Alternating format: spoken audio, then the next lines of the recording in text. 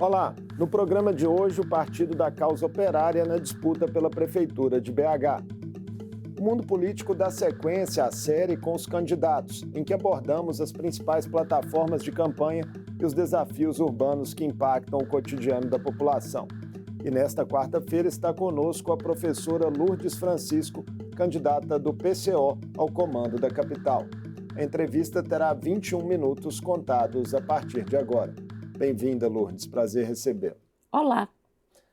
Lourdes, o Partido da Causa Operária está lançando 200 candidatos em todo o Brasil nas eleições municipais deste ano e disputa com candidaturas próprias as principais capitais, São Paulo, Rio de Janeiro, Porto Alegre, Recife e aqui Belo Horizonte. Por que o partido, em geral, opta por sair sozinho nessas disputas e não busca coligações com outras legendas de esquerda? Porque, na verdade, a gente não tem um programa parecido. Tem nada a ver o nosso programa com a esquerda que está aí. A gente tem um programa mais radical, um programa voltado à causa do trabalhador, e isso é bem enfático, e é bem diferente do que os outros candidatos apresentam. Mas, enfim, pelas pesquisas disponíveis até agora, candidaturas de esquerda têm tido dificuldades de decolar aqui em Belo Horizonte. Essas divisões, o fato de saírem várias candidaturas desse campo, não fazem aumentar o risco de que essas forças fiquem fora de um segundo turno? Bom, na verdade, a gente tem uma preocupação não com vencer a eleição em si. A gente, como o partido ainda é pequeno e a gente optou por estar sozinho, sem fazer coligação, o programa nosso é diferente do deles.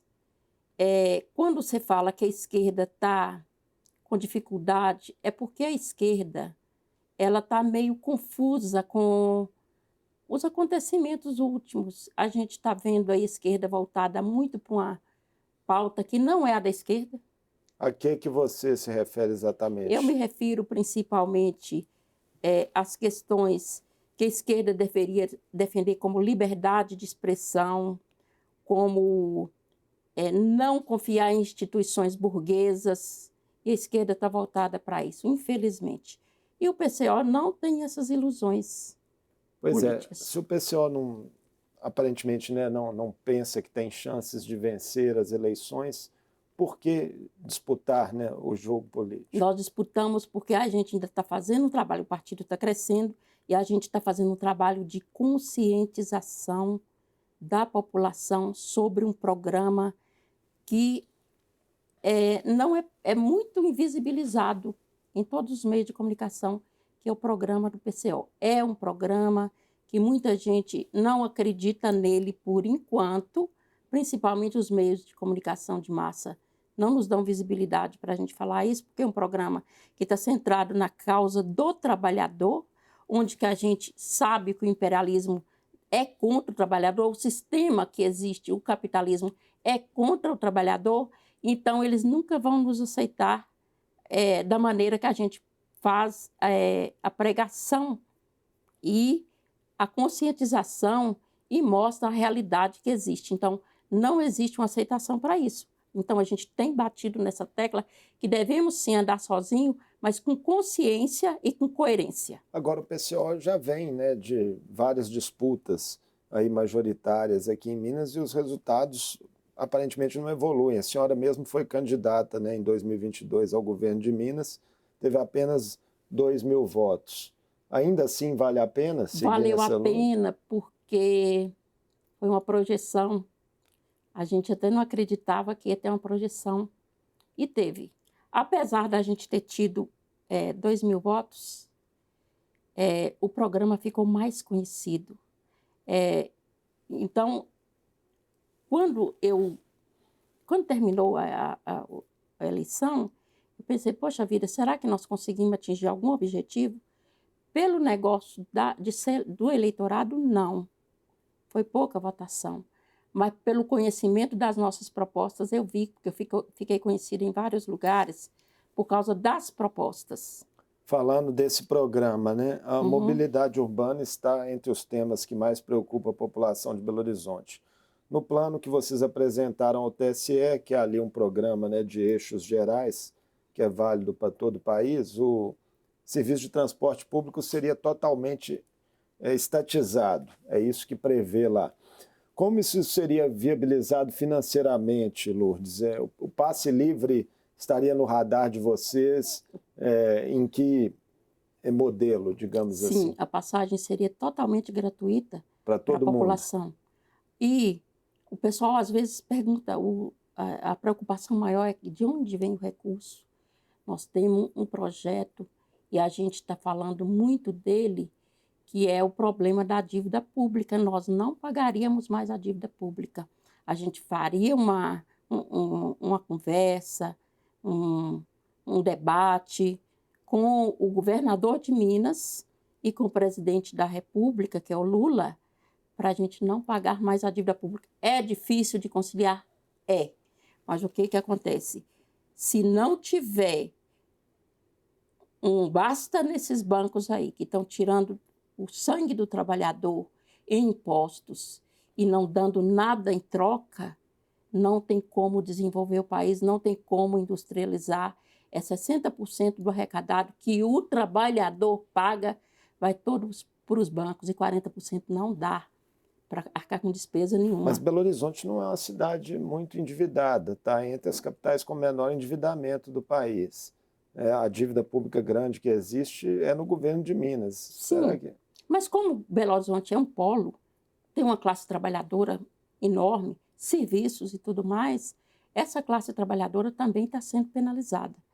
E a gente, quando a gente tem um plano de início numa capital como Belo Horizonte, a intenção é aumentar ele para o Estado, em outra oportunidade. Tudo que eu estou falando aqui é coisa difícil de ser feita, mas é uma coisa que tem que ter iniciativa. A gente tem que estar trabalhando com a realidade do trabalhador. É esse chamamento que a gente faz para o trabalhador, para ele prestar atenção no nível de exploração que ele está tendo, para a gente poder ter essas propostas aprovadas aqui e em outros municípios também. A exemplo daqui, a gente vai ver o trabalhador buscando isso aí, porque é uma organização do trabalhador para essa luta. Saúde, né? Outra questão central para os belo-horizontinos nesse momento, são muitas reclamações de filas para cirurgias, para consultas especializadas. Quais alterações um governo do PCO implementaria nesse setor? A princípio, a princípio mesmo, como a gente não pode fazer uma coisa de um dia para o outro, o que a gente faria era trazer um recurso para o SUS, desprivatizar o trabalho do SUS, o SUS em si, que está sendo privatizado, e oferecer para pessoas consultas especializadas dentro do SUS e, quando não for possível dentro do SUS, pagar fora do SUS. E os exames também, que tem filas na espera de exames, a mesma coisa. Sendo que no sistema não tem condição, fazer fora, a princípio, a gente poder ter o recurso para poder pagar fora do sistema. Mas, igual eu te falei, que é tudo a princípio, toda a verba que a gente vê que será destinada à saúde, educação, transporte, ela tem que vir do não pagamento da dívida. Não tem condição do trabalhador encher o banco de dinheiro, eles ficar tranquilos, né, só com a especulação financeira, e o trabalhador ficar trabalhando para encher-los de dinheiro. Você falou em privatização do SUS, a que você se referia exatamente? Ah, não, o SUS, em certas partes, ele está privatizado. É uma coisa pequena e às vezes a gente não nota, mas já tem concessões Você da fala das saúde. organizações, as OS que estão gerindo hospitais. Sim, isso não é uma coisa assim que vai atender a população, não é o ideal. Vocês suspenderiam todos esses contratos já existentes? Depende, porque a nossa administração, se eu chegar a ser uma prefeita de BH, a intenção da gente é colocar o trabalhador com poder na frente dessas secretarias, todas. A Secretaria de Saúde, de Educação, de Transportes e outras mais. Então, a gente tiraria sim. A gente poderia ter um acordo com eles se alguém concordar com o nosso projeto, que é outra coisa diferente. Mas não de deixar na mão deles para eles gerir. Lourdes, na segurança pública, o PCO vem defendendo o armamento da população e a criação de milícias populares. Isso não poderia gerar ainda mais descontrole em relação ao quadro atual, né? Além de estimular, por exemplo, estruturas paramilitares similares às que dominam hoje o Rio de Janeiro, né? Com muitos casos ali de violência, de abuso? Olha, o modelo de milícias populares que a gente fala, ele é bem diferente da que reina no Rio de Janeiro ou em outras cidades aí. Quando a gente pensa na população que está carente de segurança, a gente vê que essa população, ela também tem ciência de como fazer uma segurança por ela mesma.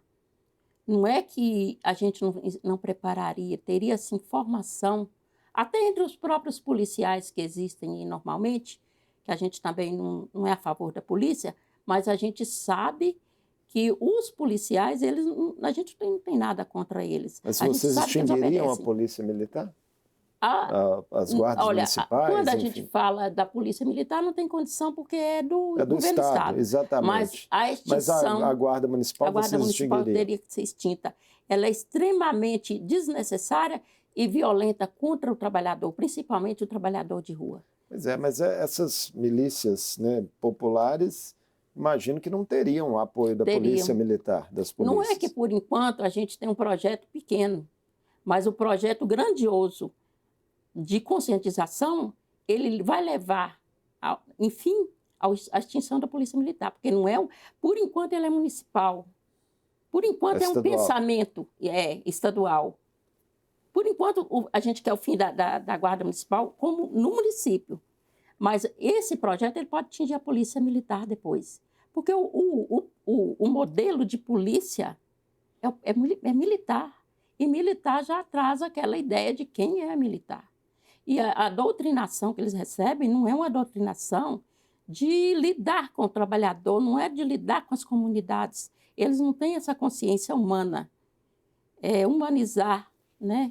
Quando a gente fala em milícias populares, é uma formação. Em cada lugar tem um comitê popular. Nesse comitê popular, a população empoderada, ela pode sim exercer a segurança, porque tem formação, esse povo sabe o que é perigo de insegurança. E quando a gente fala de armas... Isso não seria possível só com a mudança na Constituição? A luta que eu te falei, por enquanto, ela é mínima, né? Que é no município. Mas a gente começaria aqui e o exemplo ia crescendo. Até a gente ter a população organizada do nosso lado para poder pressionar para mudar aí a Constituição. Tem projetos que o povo muda a Constituição aí. Esse seria muito interessante para a própria população. E o negócio da arma é porque o trabalhador ele precisa de se armar, ele precisa se defender da opressão que ele vive. A própria polícia faz essa opressão para cima dele. E fora o Estado, o sistema, ele é opressor. E o trabalhador com uma formação séria dos direitos dele e da qualidade de vida dele que poderia ser melhor, ele vai ter essa consciência, sim, que ele é uma pessoa que está sendo explorada e oprimida. Lourdes, a população de rua em Belo Horizonte cresceu muito nos últimos anos. Que tratamento que a senhora daria à questão como prefeita? Algumas pessoas necessitam de tratamento de saúde, algumas ali. Mas uma grande maioria necessita de trabalho e de moradia. Então, a gente ia acabar com essa especulação financeira e ocupar os prédios públicos, tanto os públicos quanto os privados. A gente ia fazer isso mesmo. Não tem condição de... Privados também? Sim. Mas que estejam vazios. Estejam vazios. Tem muitos prédios vazios. E isso ia também dar uma vida nova para a cidade, porque tem muito lugar abandonado. E isso aí é um desperdício. Em sabatinas anteriores que a senhora participou, a senhora já criticou o tratamento dado pela prefeitura a camelôs e ambulantes. Eles estariam totalmente livres para atuarem em uma gestão sua ou seriam organizados de alguma forma? Essa organização não seria uma coisa de impor. O que a gente não pode é impor contra a vontade da pessoa. Mas um acordo com um diálogo certo, sério, daria para a gente construir mais lugares, mais shoppings e outros espaços para esse povo poder trabalhar.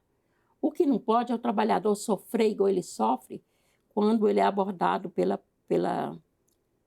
essa polícia municipal aí, que humilha, bate, estraga o material dele e fica como se ele não fosse um trabalhador, como se ele não fosse um ser humano, um brasileiro. Então, era isso aí que a gente queria fazer. E tudo merece trabalho de formação. Não é assim que a gente vai chegando e impondo nada para ninguém. É pelo bem da pessoa e até fazer a pessoa entender isso. Não é que a gente vai impor, mas através de um modelo de organização da população, a gente poder fazer isso aí. Os comerciantes, né, que trabalham aí normalmente na cidade, não seria uma resistência para que isso Eles acontecesse? reclamam, mas eles também têm que entender que o outro tem tanto direito quanto ele mesmo. E quando a gente vê um país onde é que a indústria não existe emprego, e que as pessoas partem para trabalhar nesse comércio ambulante aí, com todas as dificuldades que eles têm, é o único meio que ele tem para poder ganhar um dinheiro para se sustentar e viver, sustentar a família dele. Então, eu acho que ninguém perderia. Basta entrar no consenso, basta entrar no acordo. Nós estamos numa época, no mundo da competição, que ela é normal, existe uma competição desde que a gente é gerado, né? Que ela é desumana quando se passa pelo nível social. Então, nós temos que entender isso. Eu falo que nós estamos passando por uma transição muito forte que está afetando mesmo, né, a humanidade.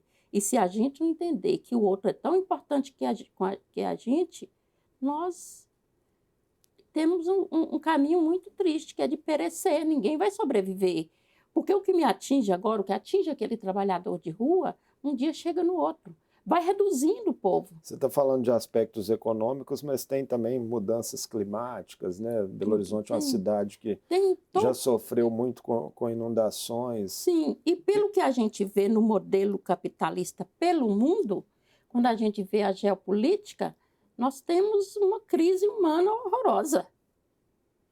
Eu cito alguns exemplos aí, vou falar até da Palestina, que se a gente não primar pela vida, nós tendemos a desaparecer. Lourdes, BH nunca teve uma mulher no cargo de prefeita e a senhora é uma das 3 candidatas na disputa desse ano. Quais são os principais desafios que ainda persistem, na sua visão, para a consolidação de um maior espaço para as mulheres na política? O sistema.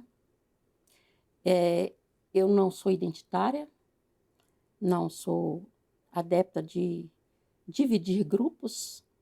A mulher, tanto a mulher quanto o homem são pessoas importantes no sistema, no ambiente, na sociedade, e é o sistema mesmo. A cultura, o pessoal fala que a cultura machista, isso não existe. Existem condições dadas por um sistema que nos oprime, tanto o homem quanto a mulher. E muito mais também, essa carga vai muito também ainda para cima de todos, quando você está no mercado de trabalho, numa disputa de trabalho. É o sistema que é opressor. A culpa não está no homem, a culpa não está na mulher.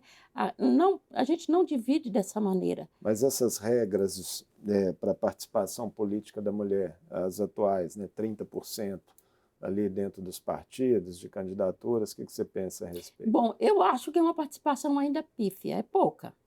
Mas, quando a gente vai olhar as condições dadas pelo sistema, o sistema tem a tendência mesmo de rebaixar a mulher, né? O sistema, não é o homem, não é machismo. O machismo pode até existir, mas não é ele o culpado. A gente tem um sistema maior que nos oprime e que dá as condições que a gente vive. Muitas vezes a gente não percebe ele. Lourdes, em um segundo turno na disputa aqui na capital, se o PCO não estiver nele, o partido vai se manter neutro ou assumiria posição a favor de uma ou outra candidatura? Isso aí, a gente se reuniria, porque o partido que toma essa decisão, para saber quem a gente apoiaria ou não apoiaria ninguém, né? Porque isso é decisão da cúpula do partido. Mas dependeria, então, da configuração de forças que estiver lá, né? Sim. Então, nós estamos aí com 19 minutos e 35 segundos de entrevista, Lourdes. Queria deixar esse tempo que resta, até os 21 minutos, para suas considerações finais. Bom, o PCO é um partido trotskista que faz uma luta internacional. A nossa ideologia também é internacional e a gente está preocupado com os problemas do globo em si, na geopolítica principalmente. Então, nós temos uma luta pela Palestina, vamos fazer um ato aqui dia 15 de setembro, e no dia 31 agora de agosto estamos lançando o livro O Hamas conta a sua história, o seu lado da história. E a gente pretende convidar toda a população interessada, as mesquitas e o povo árabe e o povo brasileiro para estar junto com a gente nessa luta. Obrigado por essa conversa conosco no Mundo Político. Obrigada a você, eu que agradeço a oportunidade. Eu conversei com a professora Lourdes Francisco, candidata do PCO à Prefeitura de Belo Horizonte. Essa foi a 4ª entrevista da série do programa com os nomes oficializados na disputa pelo comando da capital mineira. O Mundo Político fica por aqui. Obrigado por nos acompanhar e até o próximo programa.